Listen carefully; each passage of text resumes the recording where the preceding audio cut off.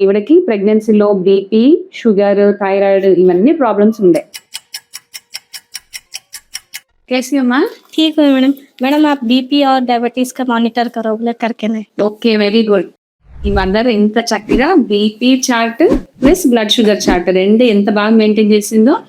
ఈవిడకి ప్రెగ్నెన్సీలో BP, sugar, thyroid ఇవన్నీ problems ఉండే.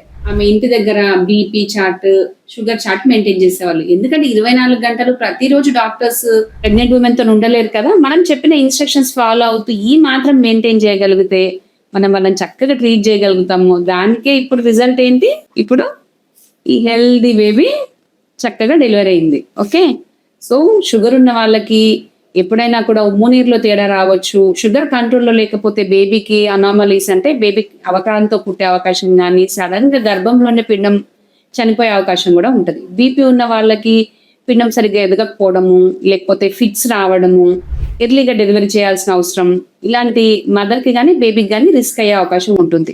మీరు కూడా ఇంటి దగ్గర మీ బ్లడ్ షుగర్, బీపీ మానిటర్ చేసుకుంటారో అప్పుడు డాక్టర్స్ కూడా మీకు చక్కటి ట్రీట్మెంట్ ఇవ్వగలుగుతారు. సో డాక్టర్స్ అడ్వైస్ చక్కగా ఫాలో అవ్వండి. ఓకేనా? థ్యాంక్ యూ వెరీ మచ్ అమ్మా.